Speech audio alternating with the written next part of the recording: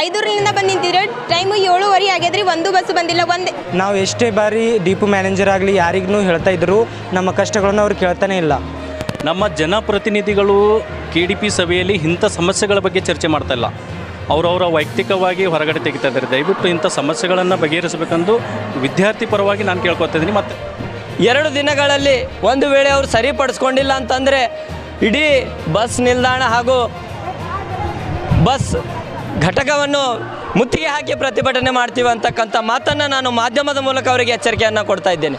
ಹುಮ್ನಾಬಾದ್ನಲ್ಲಿ ಬಸ್ಸಿಗಾಗಿ ವಿದ್ಯಾರ್ಥಿಗಳ ಸಾರ್ವಜನಿಕರ ಪರದಾಟ, ಅಧಿಕಾರಿಗಳು ಡೋಂಟ್ ಕೇರ್.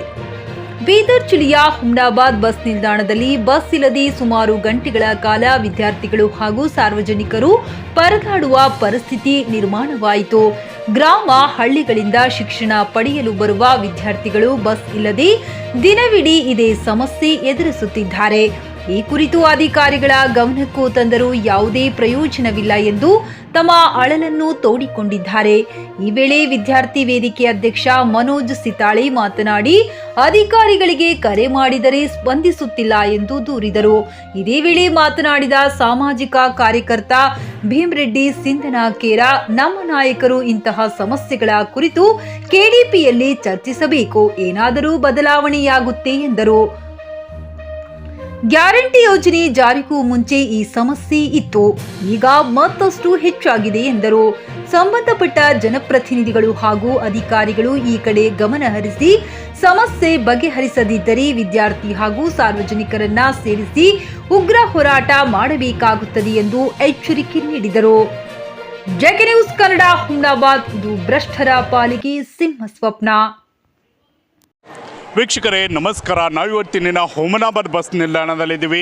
ವಿಶೇಷವಾಗಿ ಹೇಳಬೇಕಾಗುತ್ತೆ, ಯಾಕಂದರೆ ಸುಮಾರು ಕನ್ಕಟ್ಟ, ರಾಜೋಳ ಮತ್ತು ಗೊಡವಾಡಿಗೆ ಹೋಗುವಂಥ ಬಸ್ಗಳ ಸಂಖ್ಯೆ ಕ್ರಮೇಣವಾಗಿ ಏನಪ್ಪ ಅಂದರೆ ಎಂಟ್ರಿ ಆಗುತ್ತೆ, ಆದರೆ ಬಸ್ಗಳು ಮಾತ್ರ ಬರಲ್ಲ ಅನ್ನುವಂಥ ಆರೋಪವನ್ನು ಏನಪ್ಪ ಅಂದರೆ ಕರವೇ ಅಧ್ಯಕ್ಷರು ಮಾಡ್ತಾ ಇದ್ದಾರೆ. ಹಾಗಾದರೆ ಬನ್ನಿ, ಅದರ ಸಂಪೂರ್ಣವಾದಂಥ ಮಾಹಿತಿ ಏನಾಗಿದೆ, ಯಾಕೆ ಈ ರೀತಿಯಾದಂಥ ಬಸ್ ಸಂದಣಿ ಇದೆ, ಏನಾಗಿದೆ ಅನ್ನೋದನ್ನು ಸ್ವತಃ ಅವರಿಂದನೇ ಕೇಳೋಣ. ಸರ್ ನಮಸ್ಕಾರ. ಸರ್ 5 ಗಂಟೆಗೆ ಬರೋ ಬಸ್ಸು ಇನ್ನು 6:30, 7 ಗಂಟೆ ಆದರೂ ಸಹ ಬಸ್ಗಳು ಬರ್ತಾಯಿಲ್ಲ. 4:15 ಒಂದು, 5 ಗಂಟೆಗೆ ಒಂದು, 6:30 ಒಂದು ಬಸ್ ಬರಬೇಕಿತ್ತು. 6:30 ಒಂದೇ ಬಸ್ ಬಂದಿದೆ. ಸುಮಾರು ಒಂದು 200 ಜನ ಇದ್ದಾರೆ ಒಂದೇ ಬಸ್ಸಲ್ಲಿ ಅಂತಂದರೆ ಚಾಲಕರು ಮತ್ತು ನಿರ್ವಾಹಕರು ಯಾವ ರೀತಿ ಕೆಲಸ ಮಾಡಬೇಕು, ಮತ್ತು ಅವರಿಗೆ ಒಂದೇ ಬಸ್ನಾಗ 3 ಬಸ್ಸಿನ ಜನ ಒಂದೇ ಬಸ್ನಾಗ ಹೋಗಂದ್ರೆ ಯಾವ ರೀತಿ ಹೋಗಬೇಕು, ಅಧಿಕಾರಿಗಳು ಏನು ಮಾಡ್ತಾ ಇದ್ದಾರೆ ನನಗೆ ಅರ್ಥ ಆಗ್ತಾ ಇಲ್ಲ. ಸುಮಾರು 2 ತಾಸಾಯಿತು, ಒಬ್ಬರೂ ಇಲ್ಲ. ಇಲ್ಲಿ ಕಂಟ್ರೋಲರ್ ಅಂತೂ ಯಾರೂ ಕಾಣಿಸ್ತಾನೇ ಇಲ್ಲ. 2 ತಾಸಿಂದ ನಾನು ನೋಡ್ತಾ ಇದ್ದೀನಿ. ಒಳಗಡೆ ಕುಂತಿದ್ದಾರೆ, ಒಟ್ಟು ಬರ್ತಾನೇ ಇಲ್ಲ. ಅಧಿಕಾರಿಗಳಿಗೆ ಕರೆ ಮಾಡಿದ್ರೆ ಒಂದು ಸರಿ ಕರೆ ರಿಸೀವ್ ಮಾಡ್ತಾರೆ, ಒಂದು ಸರಿ ಕರೆ ಮಾತಾಡ್ತಾರೆ, ಅದ ನಂತರ ಕರೆ ಮಾಡಿದ್ರೆ ಫೋನ್ ರಿಸೀವೇ ಮಾಡಲ್ಲ. ಬೇಜವಾಬ್ದಾರಿತನ ತೋರಿಸ್ತಾ ಇದ್ದಾರೆ. ಕನ್ಕಟ್ಟ ರಿಟರ್ನ್ ಬಸ್ ಇದೆ, ಒಂದು ಹುಬ್ಳಿ ರಿಟರ್ನು. ಬೆಳಿಗ್ಗೆ ಇಲ್ಲಿ ಎಂಟ್ರಿ ಆಗುತ್ತೆ ಬಸ್ಸು, ಆದರೆ ಕನ್ಕಟ್ಟ ಗ್ರಾಮಕ್ಕೆ ಬಸ್ಸೇ ಹೋಗಲ್ಲ. ಸುಮಾರು ಬಾರಿ ಡಿಪೋ ಮ್ಯಾನೇಜರ್ ಅವ್ರಿಗೆ ತಿಳಿಸಿದ್ರು ಸಹ ಯಾವುದೇ ರೀತಿಯ ಕ್ರಮ ಕೈಗೊಂಡಿಲ್ಲ. ಇದು ಕೊನೆಯ ಒಂದು ಸೂಚನೆಯನ್ನು ಅವ್ರಿಗೆ ಕೊಡ್ತಾ ಇದ್ದೀವಿ. 2 ದಿನಗಳಲ್ಲಿ ಒಂದು ವೇಳೆ ಅವರು ಸರಿಪಡಿಸ್ಕೊಂಡಿಲ್ಲ ಅಂತಂದರೆ ಇಡೀ ಬಸ್ ನಿಲ್ದಾಣ ಹಾಗೂ ಬಸ್ ಘಟಕವನ್ನು ಮುತ್ತಿಗೆ ಹಾಕಿ ಪ್ರತಿಭಟನೆ ಮಾಡ್ತೀವಿ ಅಂತಕ್ಕಂಥ ಮಾತನ್ನು ನಾನು ಮಾಧ್ಯಮದ ಮೂಲಕ ಅವರಿಗೆ ಎಚ್ಚರಿಕೆಯನ್ನು ಕೊಡ್ತಾ ಇದ್ದೇನೆ. ವಿದ್ಯಾರ್ಥಿಗಳು ಸಂಜೆ 4 ಗಂಟೆಗೆ ಬಸ್ ಸ್ಟಾಪ್ಗೆ ಬಂದಿದ್ದ ವಿದ್ಯಾರ್ಥಿಗಳು ಸಂಜೆ 7 ಗಂಟೆ 10 ನಿಮಿಷ ಆದರೂ ಒಂದು ಬಸ್ ಬಂದಿದೆ. ವಿದ್ಯಾರ್ಥಿಗಳು ಬಸ್ ಫುಲ್ಲಾಗಿದೆ, ಇನ್ನೊಂದು ಬಸ್ ಬೇಕಾಗಿದೆ, 2 ಬಸ್ ಬೇಕಾಗಿತ್ತು, ಆದರೆ 1 ಬಸ್ ಹಾಕಿದ್ದಾರೆ. ನಮ್ಮ ಜನಪ್ರತಿನಿಧಿಗಳು KDP ಸಭೆಯಲ್ಲಿ ಇಂಥ ಸಮಸ್ಯೆಗಳ ಬಗ್ಗೆ ಚರ್ಚೆ ಮಾಡ್ತಾ ಇಲ್ಲ. ಅವರವರ ವೈಯಕ್ತಿಕವಾಗಿ ಹೊರಗಡೆ ತೆಗಿತಾ ಇದ್ದಾರೆ. ದಯವಿಟ್ಟು ಇಂಥ ಸಮಸ್ಯೆಗಳನ್ನು ಬಗೆಹರಿಸಬೇಕೆಂದು ವಿದ್ಯಾರ್ಥಿ ಪರವಾಗಿ ನಾನು ಕೇಳ್ಕೊತಾ ಇದ್ದೀನಿ. ಮತ್ತು ರಾಜ್ಯ ಸರ್ಕಾರ ಇತ್ತ ಕಡೆ ಗಮನ ಹರಿಸಬೇಕು. ಇಂದಿನ ಪೀಳಿಗೆ ಮುಂದಿನ ನಾಯಕರು, ಮುಂದಿನ ಭವಿಷ್ಯ. ಅಂಥ ಮಕ್ಕಳಿಗೆ ನೀವು ವಿದ್ಯಾಭ್ಯಾಸ ಕೊಡ್ತಾ ಇಲ್ಲ, ವಿದ್ಯಾಭ್ಯಾಸ ವಂಚಿತರಾಗ್ತಾ ಇದ್ದಾರೆ ಬಸ್ಗಳಿಂದ. ಅಂದರೆ ರಾಜ್ಯ ಸರ್ಕಾರ ಇದಕ್ಕೆ ಮೌನ ಯಾಕಾಗ್ತಾ ಇದೆ? ಇಡೀ ಗ್ಯಾರಂಟಿ ಯೋಜನೆ ಬಂದಾಗಿಂತಲ್ಲ, ಮೊದಲು ಕೂಡ ಇದೇ ಸಮಸ್ಯೆಗಳಾಗಿತ್ತು. ಗ್ಯಾರಂಟಿ ಬಂದ ಮೇಲೆ ಮತ್ತಿಷ್ಟು ಡಬಲ್ ಆಗಿದೆ. ಹೈವೇ ಮೇಲೆ ಬಸ್ಗಳನ್ನು ನಿಂದ್ರಿಸ್ತಾ ಇಡೀ ಹುಮ್ನಾಬಾದ್ ತಾಲೂಕದಲ್ಲಿ ಪ್ರತಿ ಹಳ್ಳಿಗೂ ಪ್ರತಿ ಊರಿಗೂ ಇದೇ ಸಮಸ್ಯೆ ಆಗಿದೆ. ಡಿಪೋ ಮ್ಯಾನೇಜರ್ ಕೇಳಿದ್ರೆ ನೋ ರೆಸ್ಪಾನ್ಸ್, ಮತ್ತು ಇಲ್ಲಿ ಮೇಲ್ವಿಚಾರಕರಿಗೆ ಕೇಳಿದ್ರೆ ಅವರು ಕೂಡ 2 ಅವರಿಂದ ಯಾರೂ ಇಲ್ಲ. ಅವ್ರು ಕೆಲಸ ಮಾಡ್ತಾಯಿದ್ದಾರೋ ಅಥವಾ ಸಂಬಳಕ್ಕೆ ಮಾತ್ರ ಕೆಲಸ ಮಾಡ್ತಾಯಿದ್ದಾರೆ, ಹಾಜರಿಗೆ ಸಂಬಳಕ್ಕೆ ಮಾತ್ರ ಕೆಲಸ ಮಾಡ್ತಾಯಿದ್ದಾರೆ ಅಂತ ಒಂದು ಗೊತ್ತಾಗ್ತಾಯಿಲ್ಲ.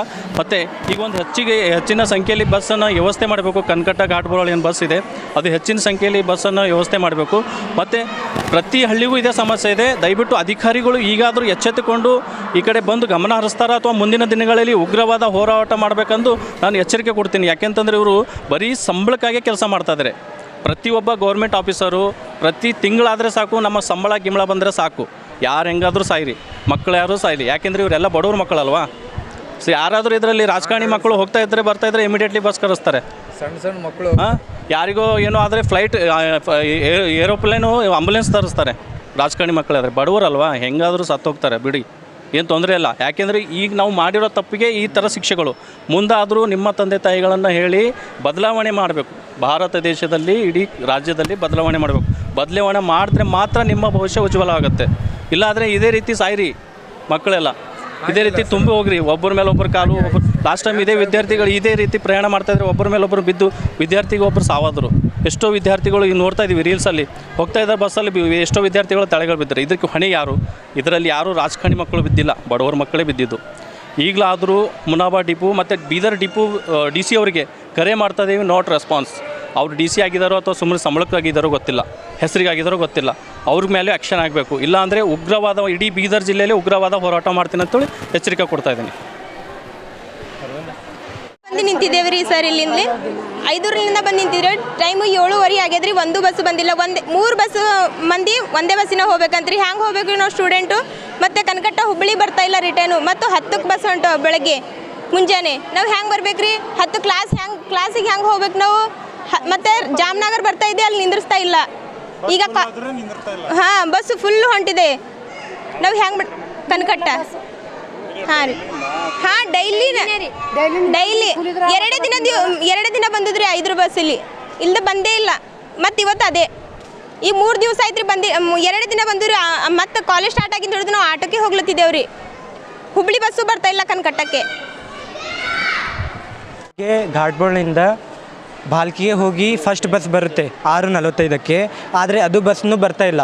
ವಾರಕ್ಕೆ 1 ಅಥವಾ 2 ಬಾರಿ ಮಾತ್ರ ಬರ್ತಾ ಇದೆ. ಅದು ನಾವು ಎಷ್ಟೇ ಬಾರಿ ಡಿಪೋ ಮ್ಯಾನೇಜರ್ ಆಗಲಿ ಯಾರಿಗೂ ಹೇಳ್ತಾ ಇದ್ದರೂ ನಮ್ಮ ಕಷ್ಟಗಳನ್ನು ಅವ್ರು ಕೇಳ್ತಾನೆ ಇಲ್ಲ. ಆದ ಕಾರಣ ಇವರು ಬಸ್ ಹಿಂಗೆ ಮಾಡ್ತಾಯಿದ್ರೆ ನಮ್ಮ ಕ್ಲಾಸ್ 8 ಗಂಟೆಗೆ ಇರ್ತವೆ. ಬಸ್ ಇವಾಗಲೂ ಬಸ್ ಸರಿಯಾಗಿ ಬರ್ತಾ ಇಲ್ಲ. ವಾರಕ್ಕೆ 1 ಅಥವಾ 2 ಬಾರಿ ಬರ್ತಾಯಿವೆ. ಹೀಗಾದರೆ ನಮ್ಮ ಕ್ಲಾಸ್ಗಳು ಮಿಸ್ ಆಗ್ತಾಯಿವೆ. ಕೆಲವು ಸಾರಿ ಎಕ್ಸಾಮ್ಗಳು ಇರ್ತವೆ. ಹೀಗೆ ಆದರೆ ನಾವು ಏನು ಮಾಡೋದು ವಿದ್ಯಾರ್ಥಿಗಳು?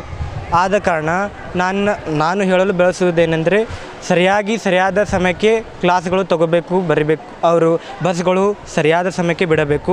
ಟಿವಿಎಸ್ ಕಂಪನಿಯ ತರತರಹದ ಮಾಡೆಲ್ ಬೈಕ್ ಖರೀದಿಸಲು ಯೋಚಿಸುತ್ತಿದ್ದರೆ ಎಸ್ವಿ ಟಿವಿಎಸ್ ಶೋರೂಮ್ ನಿಮಗಾಗಿ ತರುತ್ತಿದೆ ಹೊಸ ಮಾಡೆಲ್ಗಳ ಹೊಸ ಬೈಕ್ಗಳು. ಟಿವಿಎಸ್ನ ಎಲ್ಲಾ ತರಹದ ಬೈಕ್ಗಳು ಹಾಗೂ ಎಲ್ಲಾ ಬೈಕ್ಗಳ ಸರ್ವಿಸ್ ಹಾಗೂ ಅವುಗಳ ಸ್ಪೇರ್ ಪಾರ್ಟ್ಗಳು ಕೂಡ ಲಭ್ಯ.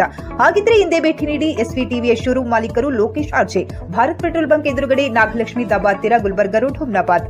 ನಿಮ್ಮ ಬೈಕ್ ಅನ್ನು ಕಾಯ್ದಿರಿಸಿಕೊಳ್ಳಲು ಹಿಂದೆ ಸಂಪರ್ಕಿಸಿ 8494951009 ಅಥವಾ 0848345932.